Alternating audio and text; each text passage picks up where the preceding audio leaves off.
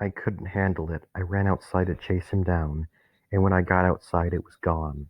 My hate and anger somehow superseded my guilt and sadness, because I ran far into the woods before realizing that this time if I got lost, I wouldn't have cash to lead me back to the house. I would be all alone.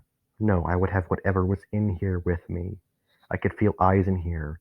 I could feel eyes everywhere. My every move was being watched from the autumn canopy to the bush's edge just yards away.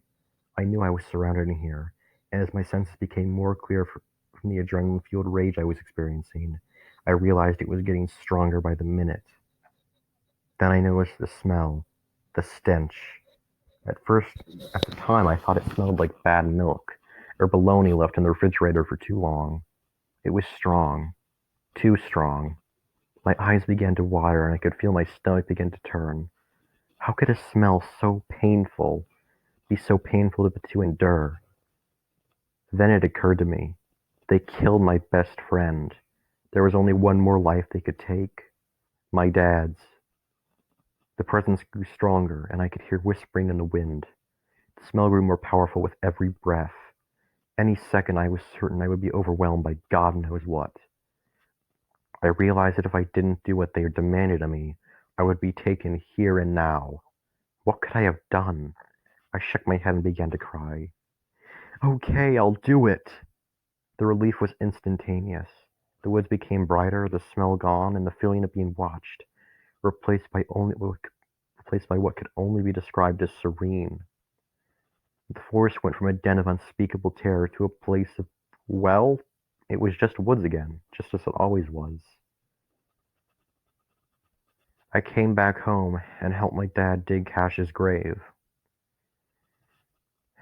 We said our goodbyes and buried him. He made up a cute dog bone shaped tombstone out of leftover wood from his old workshop, and that was that.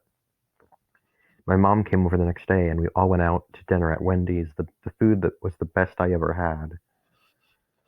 We gave Cash a little toast, and that was that. In the back of my mind. Midnight. Midnight. I spent another silent night staring at the clock, watching the numbers transform into the next every 60 seconds.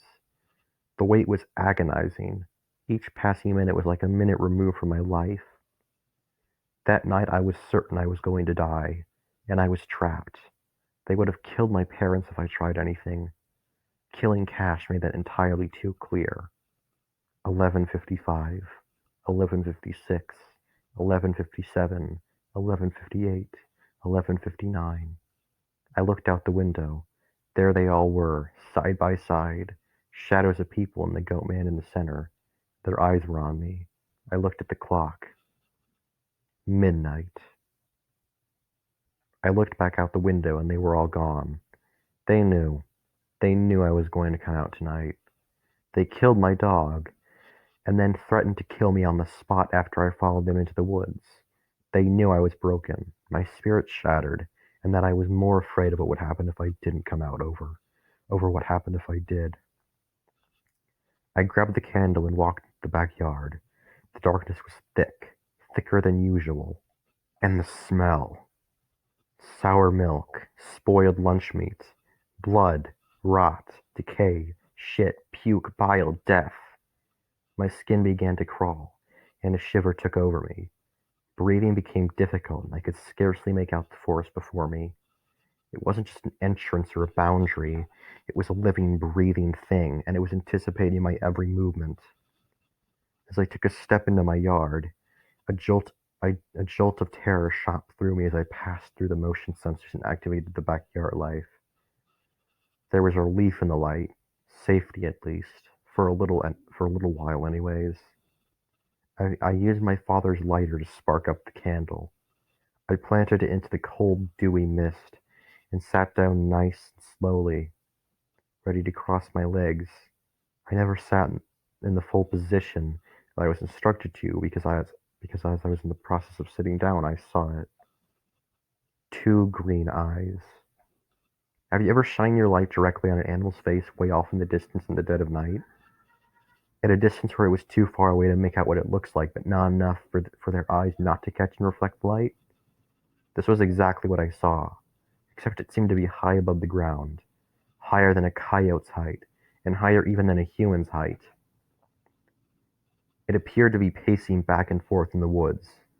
I could hear the leaves shuffling with each step it was taking, constantly coming in and out of existence due to the unseen trees eclipsing those glowing shards of light, those glaring eyes. They must have been reflecting off of the backyard light. I could hear it breathing. It sounded painful to me. The air came out in short, sporadic breaths, and when it did, I felt the huffs of frozen air rank with that rotten stench go through me. I don't remember how long it paced like this, never leaving the outskirts of the wood, never breaking eye contact with me. Every now and then it would stop and lean closer to the ground. Until its eyes were level with me, it would remain in that position like a cat low to the ground, preparing to pounce its prey. It would only stay in this position for 10 seconds at a time before I would rise back up and pace more. After it did this several times, I realized something was stopping it. The light.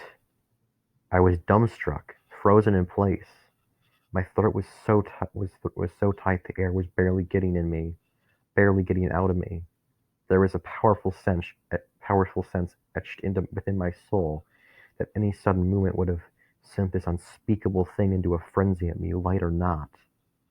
I don't I don't know if it was going to outright kill me there in the backyard, or if it was going to drag me into the woods and eat me alive there. I don't know what relation was between this and the psychopaths that urged me out here.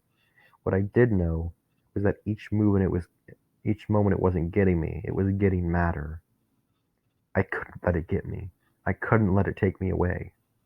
Theoretically, I was safe in the light, except that whatever this thing, except that the thing, except the thing was that this motion sensor light ran on a timer.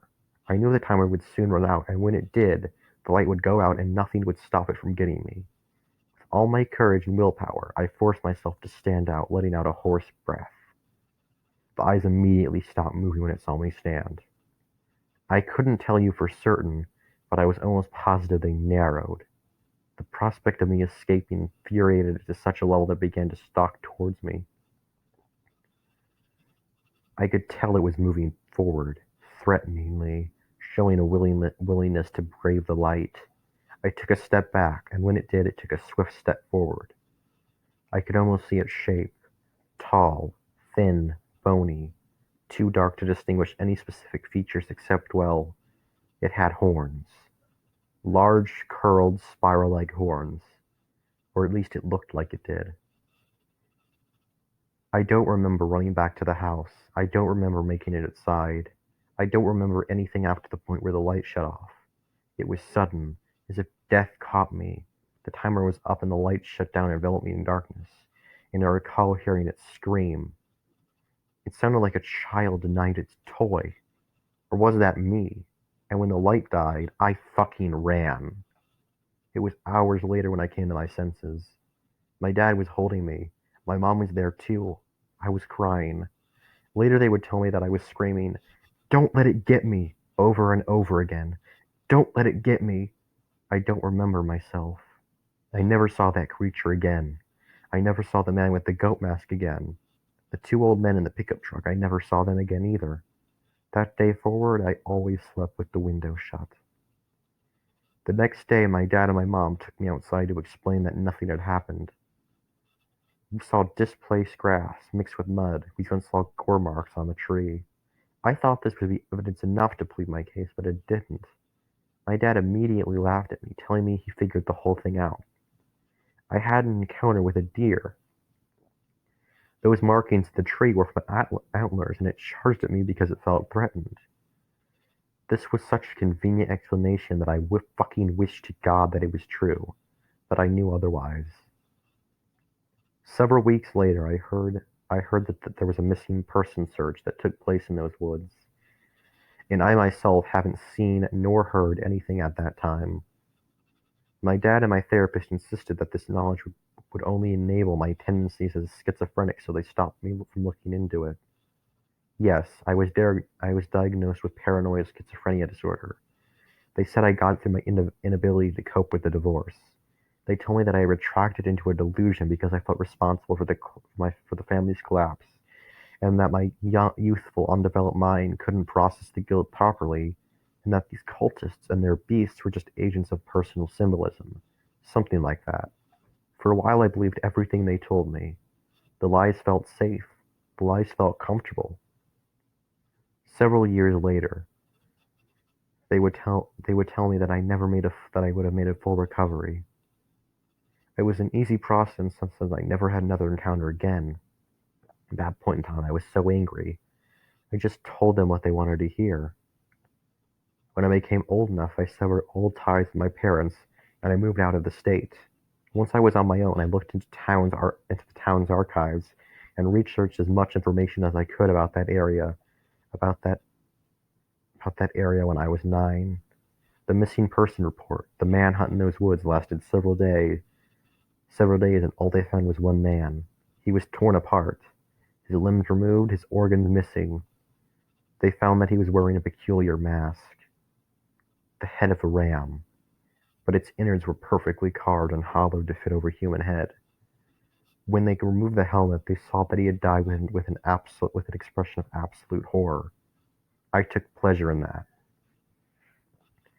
I would like to believe that these men were cultists, that they were attempting to appease some unseen, unnamed god, a god that absolutely should not have existed, a god that had no right to walk among man, and that during their attempt to appease it, I botched their ritual by breaking an important piece of the process, the doll.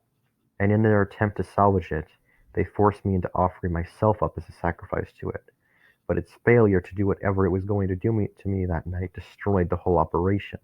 I would prefer to believe that in the name of vengeance, this angry thing turned on its own worshippers, killing them and dragging them all the way back to wherever it came from. It's the only thing that makes sense to me. There's just one thing I still couldn't figure out. Why is it that no matter where I go, when I'm all alone, in quiet places, in the dead of night, why can I still hear them chanting that unholy sermon that I heard so long ago in the woods when I was 9?